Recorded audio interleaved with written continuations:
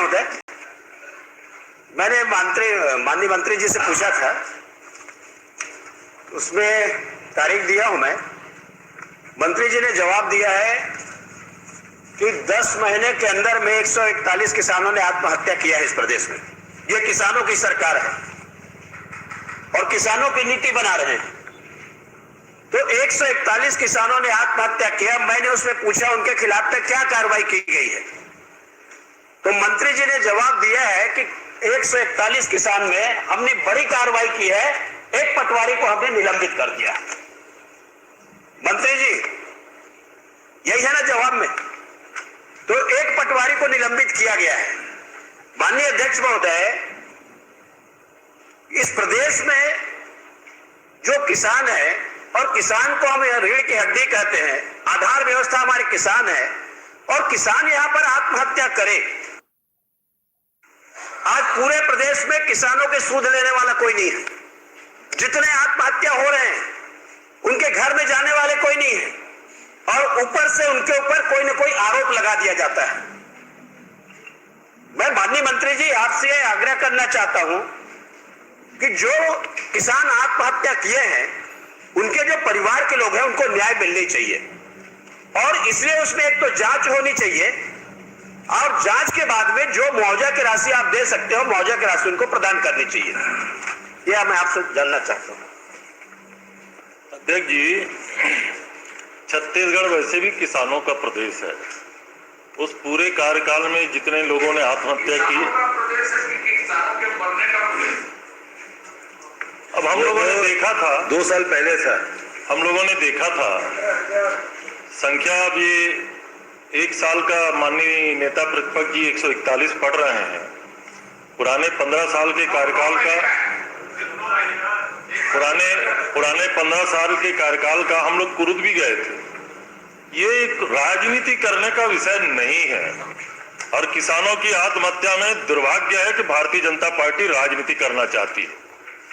माननीय अध्यक्ष महोदय, इसके पहले भी आत्महत्याएं होती थी, कभी मुआवजा के बारे में कोई विचार किया था क्या? आज भी उसका कोई प्रावधान नहीं है। और जिस तरीके से आपने कहा आरोप लगा दिया गया है, आत्महत्या शब्द जुड़ा, इसका मतलब है कि उसका पोस्टमार्टम हुआ। और पोस्टमार्टम में 2 प्रकार की बातें हैं। अगर आत्महत्या कोई किसान करता है तो किस मानसिक स्थिति से हमारा किसान आत्महत्या किया, इसका जांच का तो कोई पैमाना हो नहीं सकता। लेकिन बॉडी सिम्टम्स के आधार पे अगर वो सुसाइडल अटैक उसका केस किया है तो पोस्टमार्टम रिपोर्ट ही उसका एक आधार बनेगा। तो ये सारे रिपोर्ट, वैसे तो माननीय नेता प्रतिपक्ष जी, ये उत्तर जहां से लेना था वहीं से लेना था, लेकिन मैं बता रहा हूं। एक मिनट में माननीय अध्यक्ष महोदय, इसका पोस्टमार्टम अभी मैं नहीं कर रहा हूं। प्रश्नकाल के बाद में उसका पोस्टमार्टम करेंगे अभी, प्रश्नकाल के बाद। और मैं उसमें राजनीति नहीं कर रहा हूं कि किसान आत्महत्या कर ले,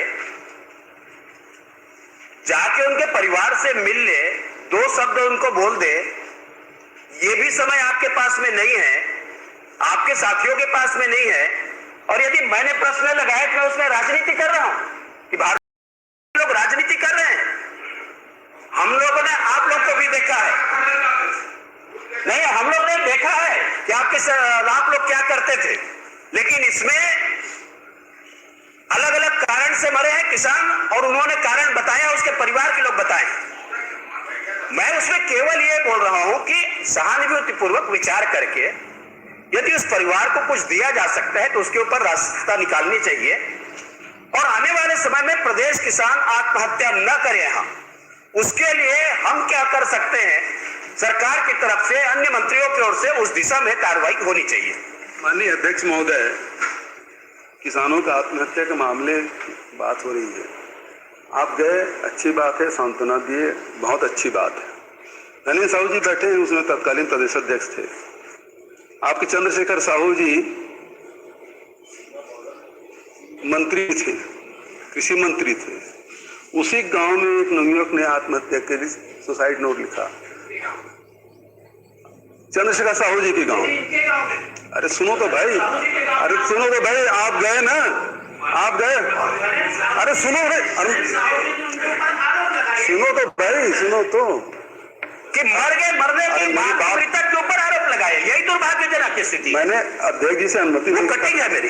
अध्यक्ष जी से अनुमति लेके मैं खड़ा हुआ हूँ, मुझे सुन तो ले, नहीं अनुमति ले खड़ा हुआ हूँ।